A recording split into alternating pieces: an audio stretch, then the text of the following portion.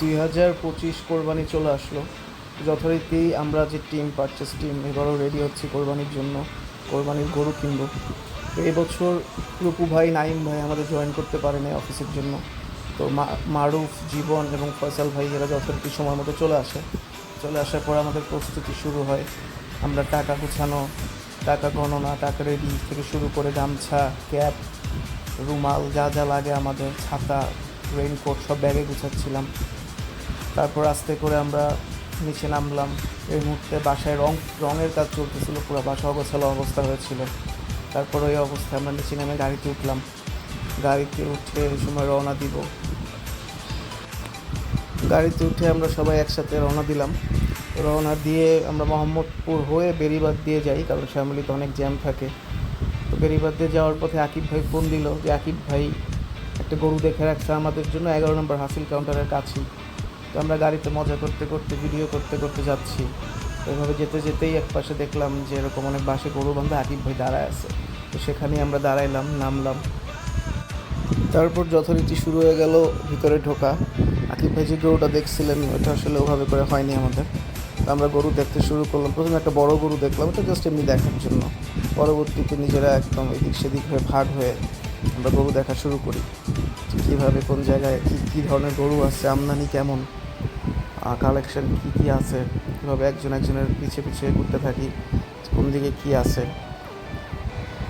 তো এখানে বলে রাখা ভালো যে আমার সাথে যে ছোটো ভাই জীবন আছে, জীবনও কিন্তু ওই দিন গরু কেনার জন্য প্রিপারেশনে বের হয়েছিল।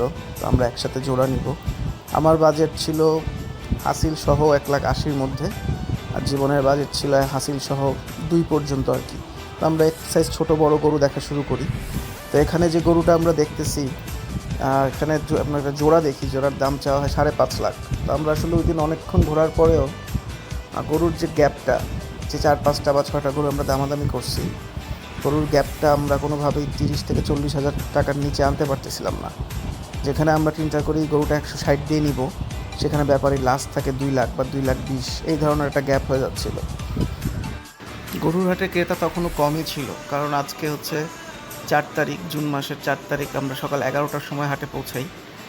আমরা তখনও খুব কম ক্রেতাই দেখতে পাইছি হাটে, এই জন্য আরাম করে ঘোরা যাচ্ছিল। গরুর আমদানিও যে খুব বেশি ছিল তা না, বাট ভালোই ছিল যা ছিল। তো আমরা এভাবেই দেখতেছি একসাথে, এক একজন এক এক ডোগায় ঢুকে ঢুকে দেখতেছিলাম। তো হঠাৎ করে আমার একটা সাজানো আরসিসি গরুর দিকে চোখ আটকে গেল। গরুটা আমার কাছে খুবই ভালো লাগছে। মানে একে তো সাজানো ছিল, তার উপর আরসিসি, ওর চেহারা দেখে আসলে আমি নিজেকে কন্ট্রোল করতে পারিনি। তো আমি তখন যাব, তখনই দেখলাম যে একটা লোক গরুটা দামাদামি করতেছে। তো দামাদামি করতেছে শুনে সামনের দিকে গেলাম, বোঝার চেষ্টা করলাম আসলে কী অবস্থা, কী চাচ্ছে, কী বলতেছে। সামনে যেতেই শুনলাম যে ব্যাপারী দাম ছিল 220। গরু হচ্ছে মানিকগঞ্জের সিংগাইর, আর ওনারা 150 বলে দিছে ওনাদের লাস্ট। তো ব্যাপারী লাস্ট বলে দিছে 190, বলছে আপনারা নিলে 190 লাগবে। তো ওই লোকরা অনেকক্ষণ অনেক রিকোয়েস্ট করলো যে আমাদের তো বাজেট নাই, আপনি গরুটা দিয়ে দেন। ব্যাপারী এক কথা যে না, নিলে 190 লাগবে, নিচে হবে না। গরুটা বেসিক্যালি আমার এতই ভালো লাগে, ব্যাপারীকে বলি গরুটা নামায় দেখানোর জন্য, ব্যাপারী গরুটা নামায় দেখায়। এবং আমরা 60 বলার পরবর্তীতে উনি আমাদেরকে একটা কথাই বলে যে গরু আপনাকে আমি দিয়ে দিছি, কিন্তু এই দামে হবে না, গরুর দাম বাড়তে হবে, আপনি 185 দিবেন। তখন আমরা বললাম যে 185 আর 160-এর মধ্যে তো অনেক পার্থক্য, এই দামে আমরা নিতে পারবো না। ফয়সাল ভাই অনেকক্ষণ ওনাকে বোঝানোর চেষ্টা করলো, আমি জীবন এই পাশ থেকে আমরাও কতক্ষণ বুঝাইলাম। এই বলতে বলতে সে বললো গরু নিলে আপনাদের দিতে হবে 175। তো আমি তখন বললাম যে না, 175 দিতে পারবো না, লাস্ট 165 দিতে পারবো। এরকম করে বেশ কিছুক্ষণ নেগোসিয়েশন হইলো, আমরা অনেক বোঝানোর চেষ্টা করলাম, তারাও বুঝবে না, আর আমরাও দেখা গেছে 65-র উপরে আমরা যেতে চাচ্ছিলাম না। যদিও গরুটা আমার এতই ভালো লাগছিল যে হয়তো আমি 70 হলেও গরুটা নিতাম, কিন্তু এটা তো আসলে ওদেরকে বুঝতে দেওয়া যাবে না। গরুটা আমার কাছে খুবই চোখে লাগে। আমার আসলে এই বছর যে গরুটা আমি নিয়েছি আমার খুব পছন্দের গরু। অনেকক্ষণ ধরে আমরা আসলে ওনাকে বোঝানোর চেষ্টা করি, উনি কোনোভাবেই 75-এর পরে নামবে না। তো লাস্ট আমরা যখন আমি 166 বলি আর কি, তখন আমি লাস্ট বলে গরু নিলে একদম 170, 1 পয়সা আর কম হবে না। ওনার বড় ভাই ছিল একজন, বড় ভাই এসে বলে দেয় যে 170 হলে গরুটা নিয়ে যান, আমরা এর নিচে 1 টাকা পারবো না, এখন আপনার হাতে গরু, আপনি নেবেন কি নেবেন না। তো আমরা এরকম অনেকক্ষণ আসলে কথাবার্তা বলে টলে অনেক আলাপ টালাপ করি। আলাপ করে ওই অবস্থায় গরু রেখে সামান্য দূরে যাই। সামান্য দূরে গিয়ে গরুটা আবার দেখি, নিজেরা একটু ডিসকাশন করি। পরে চিন্তা করি যে না, আরও এক বাড়াইলে হয়তো হয়ে যাবে। তো আমি ফয়সাল ভাইকে বলি যে আপনি একটু গিয়ে কথা বলেন। তো উনি গিয়ে আবার কথা বলেন। উনি আমার সাথে ডিসকাশন করে আবার ওখানে গিয়ে বলে 167 কথা। ব্যাপারই তখনও 170-এর নিচে 1 টাকাও নামবে না। 167 আর 170 নামে এই অবস্থায় আটকে আছে। সবাই বলতেছে গরু হয়ে গেছে, গরু দিয়ে দেন, কিন্তু ওনারা দিবে না, আমরাও নিতে পারতেছি না। তো আমরা বারবারই বলতেছি আপনারা না দিলে তো আমরা নিতে পারবো না। ওনারা ওখান থেকে নামবেই না। ওই মুহূর্তে এক চাচা, ওনার বাপ, গরুওয়ালার বাপ বললো 169 হলে নিয়ে যান, আর 1 টাকাও কমাইতে পারবো না, এটা আমি আপনাদের সম্মানে, এতবার আসছেন আপনাদের সম্মানে আমি 1000 টাকা কমাই দিলাম। তখন 167, 169, ওই অবস্থায় আমরা আরও 1000 বাড়াইলাম, 68, 69, কিন্তু কোনোভাবেই কাজ হচ্ছে না। পরবর্তীতে আমাকে ফয়সাল ভাই জিজ্ঞেস করলো ভাই কী করবেন। আমি অনেকক্ষণ চিন্তা ভাবনা করে পরে ওনার দাম 169 আমরা নিয়ে নিই। প্রায় আধা ঘন্টা গরুটার দামাদামি হয়, আধা ঘন্টার উপরে।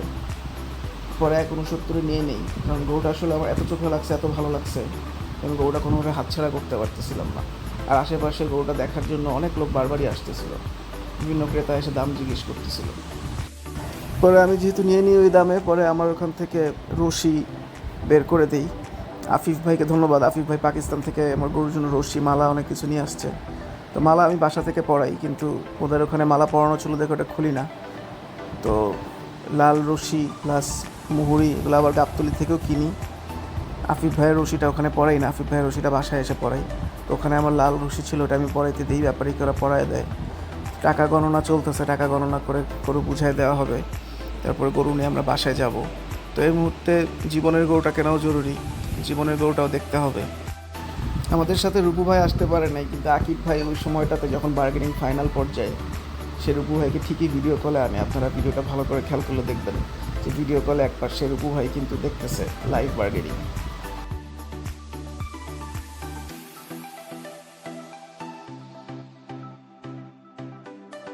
এরপরে জীবনের গরুটাও ওনার পাশের থেকে হয়ে যায়, ওনার পরের গরুটা, এটা আমরা 1,86,000 নিয়ে।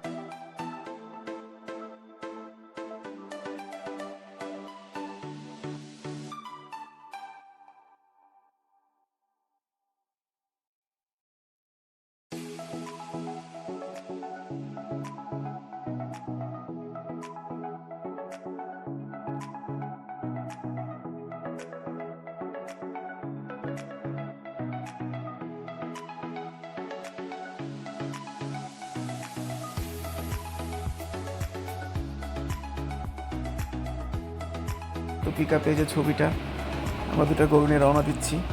তো পরে গরুটা আমার এলাকায় নামানোর পরে জীবনের গরুটা নিয়ে ফয়সাল ভাইয়ের জীবন চলে যায়। আমার গরুটা আমার এলাকায় নিয়ে এসেই আমার বাসার সামনে বাঁধি, বেঁধে মারুফ গোসল করায়। মারুফ সবসময় আমার গরুকে গোসল করায়। তো গোসল করানোর পরে আমরা ভিতরে নিয়ে যাই, ভিতরে নিয়ে গিয়ে খাওয়া দাওয়া বা অন্যান্য ব্যবস্থা করি, উপরে ফ্যান দিই। এবার পাশেও ফ্যান দিয়েছিলাম, যাতে গরুটা একটু আরামে থাকে।